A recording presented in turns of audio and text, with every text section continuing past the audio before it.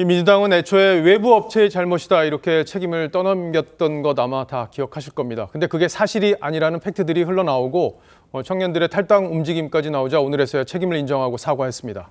경위와 어찌 됐든 민주당이 이 시대의 청년들을 어떤 시선으로 바라보고 있는 건지 그 단면이 드러난 일이어서 이 총선을 앞두고 정치적으로 논란이 커지고 있습니다. 이채림 기자가 그동안 어떤 일이 있었는지 자세히 취재해 왔습니다. 자, 이 기자, 현수막 문구 내용이 뭐였길래 이렇게 공분을 일으켰는지 먼저 그거부터 정리를 해볼까요?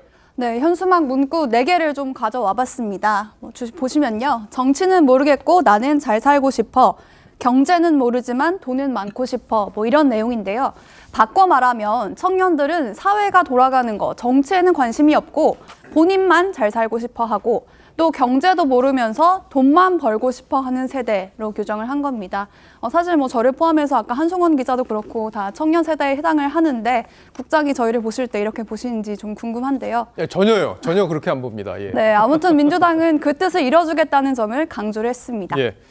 아유, 참 청년들의 마음에 저렇게 험한 말로 상처를 준 게 저도 참 안타깝기도 하고 기성세대로서 책임감도 느낄 수밖에 없는 그런 건데 한마디로 이제 청년들을 좀 한심하게 바라보는 세대 그 시각을 오히려 정치 구호로 활용하려고 했으니까 청년들에게 큰 상처를 줬다고 볼 수 있는 건데 자, 근데 민주당이 애당초에 이게 업체가 잘못한 거고 당에는 책임이 없다는 취지로 이제 설명을 하지 않았습니까? 네, 그렇습니다. 민주당은 논란이 불거지니까 그제 대변인과 홍보위원장이 당에서 관여한 일이 아니라면서 외주 업체의 책임으로 들렸는데요. 이거 먼저 들어보시죠. 당직자나 당이 개입을 한 사안이 아니기 때문에 당의 행사를 위해서 업체가 내놓은 문구를 당이 조치를 해준 것뿐인데 그래서 제가 해당 업체를 접촉해 보려고 했는데요. 민주당은 이 업체가 어디인지는 알려주지 않았습니다. 그러니까 업체가 잘못했다고 하면 업체를 기자들이 취재를 해보면 업체가 뭘 잘못했는지 왜 잘못했는지 이런 것들이 쭉 나올 텐데 그리고 당과 뭘 조율했는지가 다 나올 텐데 업체 번호를 지금 안 가르쳐 준다고 저도 들었어요. 자, 그렇다면 이 내용, 업체가 잘못 만든 내용을 당에서는 보고를 어떻게 받은 거예요?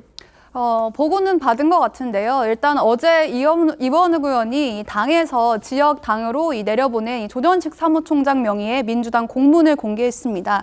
여기 보면 현수막을 1번은 필수 게시고 여기는 조금 선택해서 이 중에 하나를 게시해라 이렇게 게시 지침까지 정확하게 좀 명시를 하고 있는데요. 여기를 보면 사무총장 직인도 있고요. 또 담당자와 부서장의 이름까지 적혀 있습니다. 오늘 저희가 가리긴 했는데요.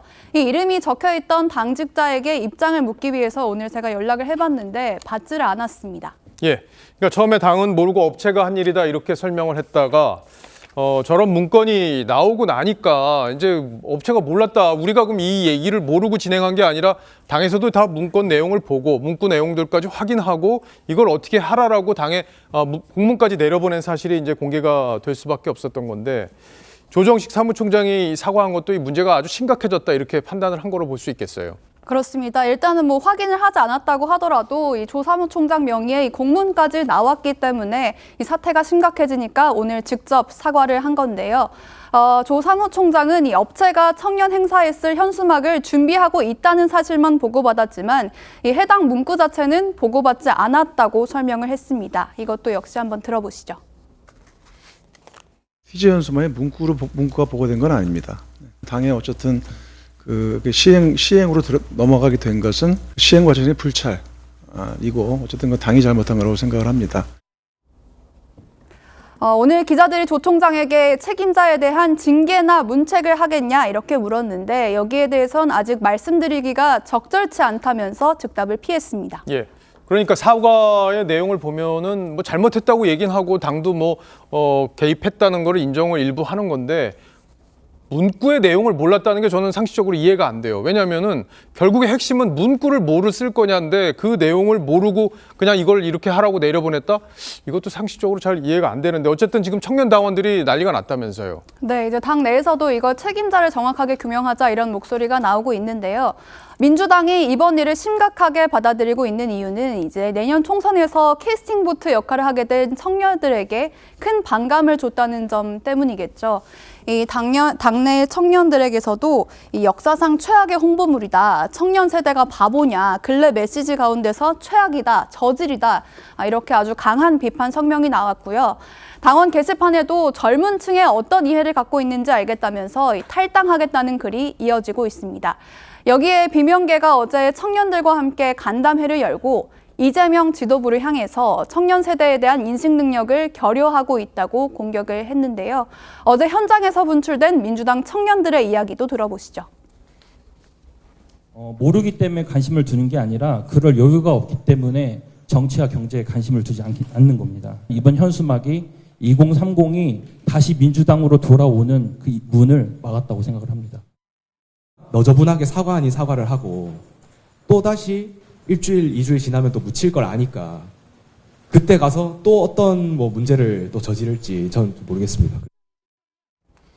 여당에서도 비판 목소리가 많이 나왔는데요. 윤재욱 국민의힘 원내대표는 이 민주당 인사들이 자신들만 도덕적, 지적으로 우월하다는 착각, 선민의식에 빠졌다면서 젊었을 땐 노인 비하 발언을 하더니 나이가 들고서는 청년 비하 발언을 하게 된다. 이렇게 꼬집었습니다. 예, 뭐 비판을 받아도 할 말이 없을 것 같기도 해요. 송영길 전 대표가 한동훈 장관한테 어린 놈이라고 했던 것도 그렇고 민주당이 청년들을 바라보는 시각 자체에 대해서 한번 고민을 해볼 그런 계기가 됐으면 하는 그런 바람도 있습니다. 이채림 기자 잘 들었어요.